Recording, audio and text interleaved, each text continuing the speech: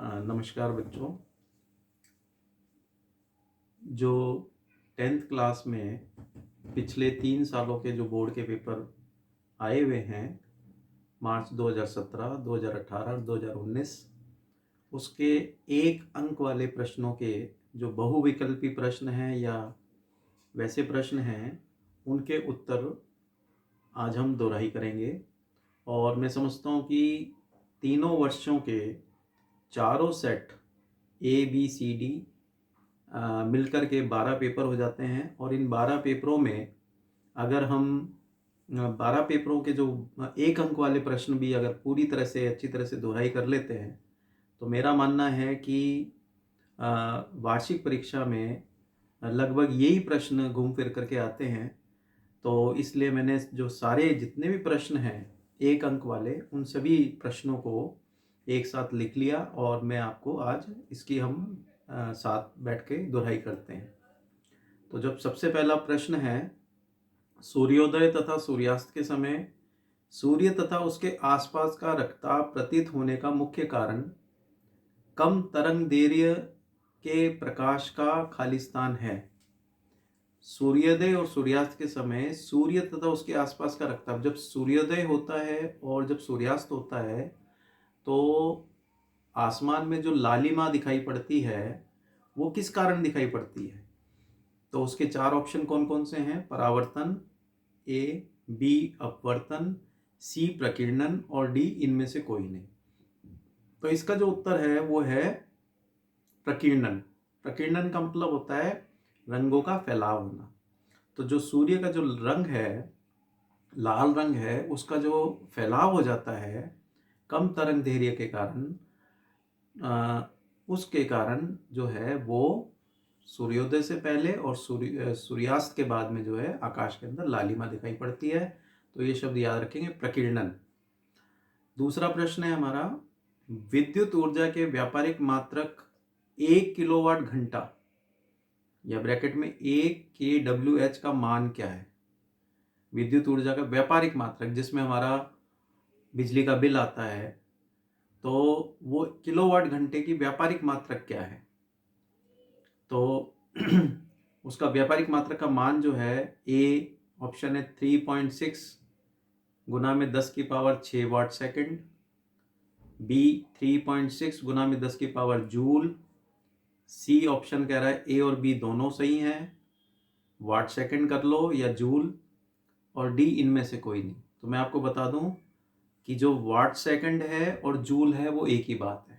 1 watt second बराबर 1 joule होता है, इसलिए ए और बी ऑप्शन दोनों सही है। तो सी वाले ऑप्शन में ए तथा बी दोनों आएंगे। तीसरा प्रश्न है, किसी भी भौतिक अथवा रासायनिक प्रक्रम में कुल ऊर्जा बढ़ जाती है, ए ऑप्शन, बी ऑप्शन घट जाती है, सी ऑप्शन अपरिवर्तित रहती है, डी ऑप्शन इनमें से कोई नहीं। तो इसका उत्तर है अपरिवर्तित रहती है। कोई भी कि ऊर्जा संरक्षण का नियम क्या कहता है?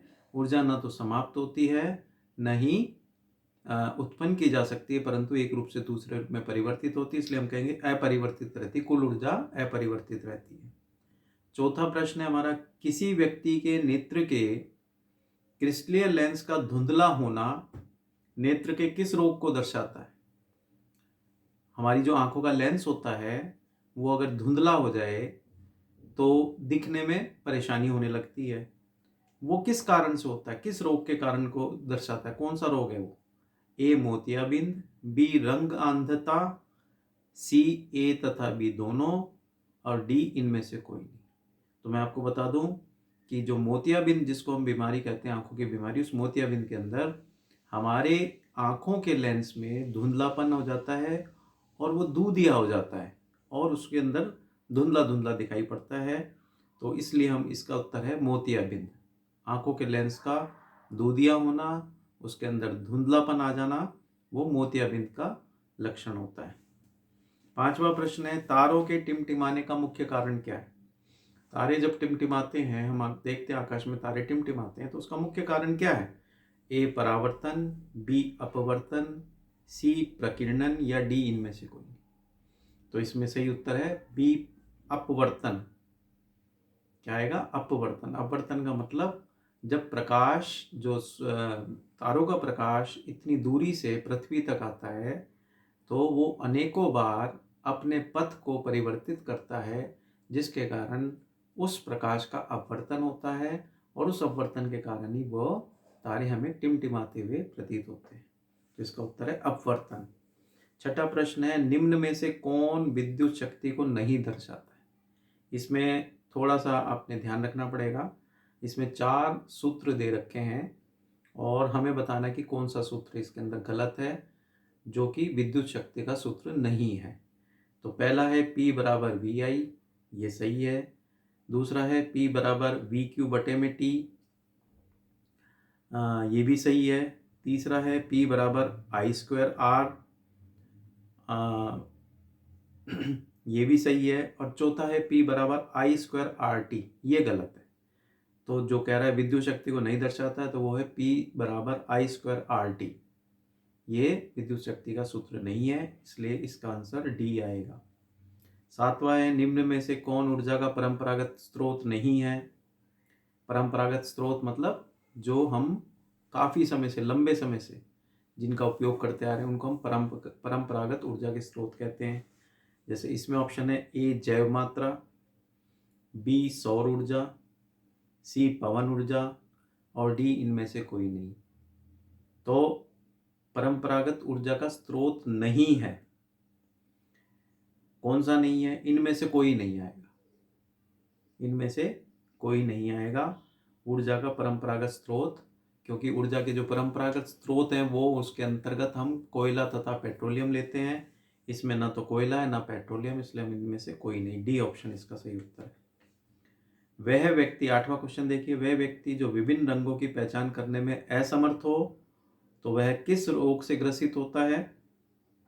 विभिन्न रंगों की पहचान, जो रंगों को नहीं पहचान सकता, ये लाल है, काला है, हरा है, नीला है। तो 4 ऑप्शन है। ए मोतियाबिंद, मोतियाबिंद नहीं हो सकता, अभी हमने जिक्र किया था मोतियाबिंद में तो लेंस धुंधला हो जाता है। बी रंगांधता, नाम से ही पता चलता है रंग में अंधापन, रंगों के लिए अंधापन, रंगांधता। सी ए तथा बी दोनों और डी इनमें से कोई नहीं, तो बी आएगा रंगांधता, जिसमें रंगों का उसको ज्ञान नहीं हो पाता है। 9वां क्वेश्चन है, सूर्योदय तथा सूर्यास्त के समय सूर्य के रक्तताप प्रतीत होने का कारण प्रकाश की कौन सी किरणों का ज़्यादा प्रकीर्ण होना है? वही आ गया ना। अब उसको प्रश्न को थोड़ा सा घुमा दिया कि कौन सी किरणों का ज़्यादा प्रकीर्णन होना है। प्रकीर्णन मतलब मैंने आपको बताया था रंगों का फैलना। तो कौन सा रंग फैलता है? लाल रंग, ए लाल रंग, बी नीला रंग, सी ए तथा बी दोनों और डी कोई नहीं। तो सूर्यास्त तो सूर्योदय में हमें मालूम है आकाश लाल दिखाई पड़ता है, तो किस रंग का प्रकीर्णन होता है? लाल रंग का प्रकीर्णन। 10वां क्वेश्चन है, किसी धातु के एक समान चालक का प्रतिरोध निर्भर करता है। चालक का प्रतिरोध किन बातों पर निर्भर करता है? ऑप्शन है चालक की लंबाई, ऑप्शन बी उसके अनुप्रस्थ काट के क्षेत्रफल पर, ऑप्शन सी पदार्थ की प्रकृति पर और ऑप्शन डी उपरोक्त सभी पर। तो आपको पता होना चाहिए चालक का जो प्रतिरोध है वो तीनों बातों पर निर्भर करता है, चालक की लंबाई, उसके अनुप्रस्थ काट के क्षेत्रफल पर, सी पदार्थ की प्रकृति पे। तो डी ऑप्शन सही है, उपरोक्त सभी पर। क्वेश्चन नंबर 11, किसी प्लेट को ऊंचाई से गिराने पर खाली स्थान का अधिकांश भाग फर्श से टकराते समय ध्वनि ऊर्जा में परिवर्तित हो जाता है। अब आप देखिए इसमें ऑप्शन, जो कोई प्लेट अगर हम ऊपर से नीचे गिरा रहे हैं तो उसका किस बात का अधिकांश भाग फर्श से टकराते समय ध्वनि ऊर्जा में परिवर्तित हो जाता है? आपको जब कोई प्लेट नीचे गिरती है तो हम समझ सकते हैं कि जब प्लेट ऊपर किसी ऊपरी सतह पर है तो उसके अंदर अत्यधिक कौन सी ऊर्जा है? स्थितिज ऊर्जा है। लेकिन जब वो गिरने लगती है तो उसके अंदर स्थितिज ऊर्जा गतिज ऊर्जा में परिवर्तित हो जाती है। और जब वो नीचे गिर रही है तो उसके अंदर गतिज ऊर्जा है। कौन सी ऊर्जा है? गतिज ऊर्जा।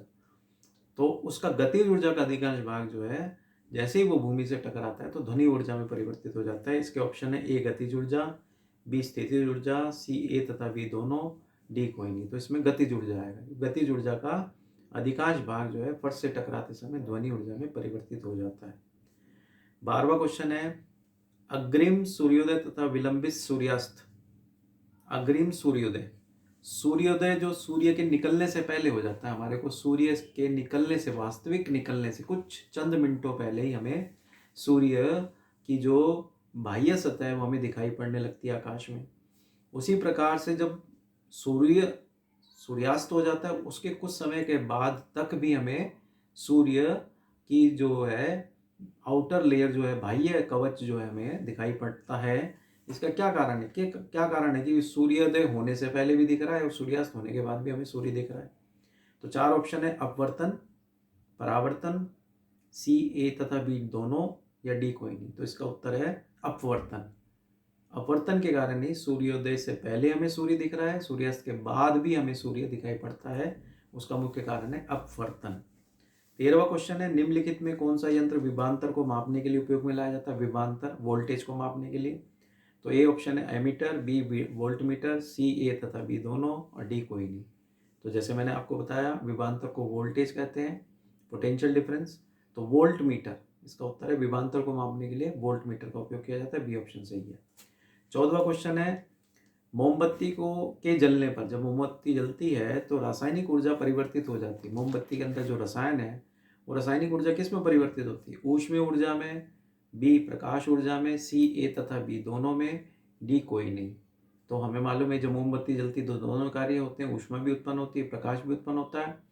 तो इसका ऑप्शन सी, ए तथा बी दोनों, ऊष्मीय ऊर्जा और प्रकाश ऊर्जा दोनों में परिवर्तित हो जाती है। 15वां क्वेश्चन है, आकाश का रंग नीला होता है प्रकाश के किसके कारण? आकाश का रंग नीला। अब आप देखिए, नीला रंग भी एक प्रकार से जो है किस कारण है? ए परावर्तन से, बी प्रकीर्णन से, सी विक्षेपण से, या डी अपवर्तन से। मैंने आपको बताया था जो रंगों का फैलाव होता है उसको प्रकीर्णन कहते हैं, तो यहाँ पे बी ऑप्शन प्रकीर्णन से, सूर्य का जो आकाश का रंग नीला होता है वो प्रकीर्णन के कारण दिखाई पड़ता है। 16वां क्वेश्चन, निम्नलिखित में कौन जैव मात्रा ऊर्जा स्रोत का उदाहरण नहीं है? जैव मात्रा ऊर्जा स्रोत का उदाहरण नहीं है। जैव मात्रा ऊर्जा स्रोत मतलब जो जैविक पदार्थों से बने ऊर्जा के स्रोत। जैविक पदार्थ जैसे ऑप्शन देखिए, लकड़ी जैविक पदार्थ से बनी हुई है, बी गोबर गैस गोबर से जैविक पदार्थ से बनी हुई है, सी नाभिकीय ऊर्जा न्यूक्लियर एनर्जी जो कि जैविक पदार्थ से नहीं है बल्कि परमाणु के अंदर जो नाभिक होता है उससे जो उत्पन्न ऊर्जा होती है उसे नाभिकीय ऊर्जा कहते हैं। और डी कोयला भी जैविक पदार्थ से बना हुआ होता है, तो इसलिए इसका ऑप्शन सी जो है सही है। क्वेश्चन नंबर 17, अभिनेत्र लेंस रेटिना पर कैसी प्रकृति का प्रतिबिंब बनाता है?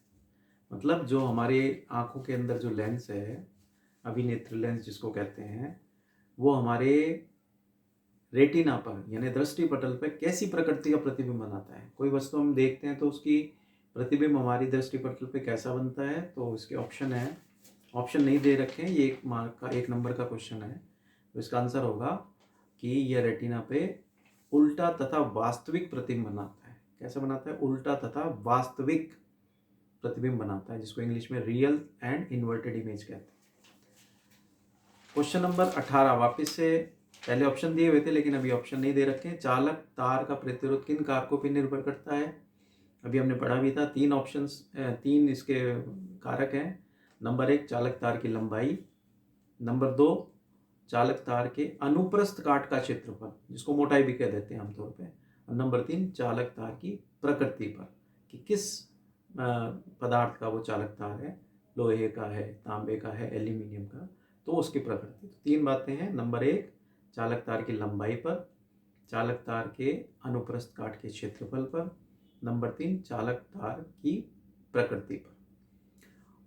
क्वेश्चन नंबर 19, सूर्योदय के समय सूर्य का रंग लाल किस कारण से दिखाई पड़ता है? फिर वही क्वेश्चन है, घूम फिर कर ये क्वेश्चन बार बार आ रहा है। तो जब भी लाल आकाश में लालपन दिखाई पड़ना या जो है नीला दिखाई पड़ना, प्रकीर्णन जो है इसका उत्तर होगा। तो यहाँ पे ऑप्शन है, सूर्योदय के समय सूर्य का रंग लाल किस कारण दिखाई देता है? प्रकीर्णन के कारण, विक्षेपण के कारण, अपवर्तन के कारण, या परावर्तन के कारण। तो यहाँ पे भी प्रकीर्णन उत्तर आएगा।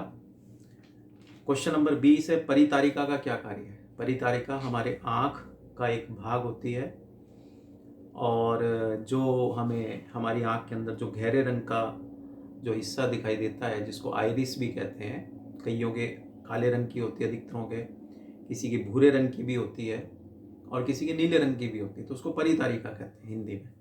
परितारिका का क्या कार्य है? परितारिका हमारी आँखों की पुतली के साइज को नियंत्रित करती है। पुतली के साइज को नियंत्रित, पुतली को बड़ा करना है, छोटा करना है, कौन करता है उसको? परितारिका निर्धारित करती है।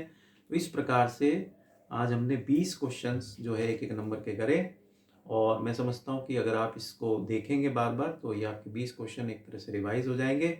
अगले 20 क्वेश्चन फिर अगली वीडियो में हम इसको तैयार करेंगे। Thank you.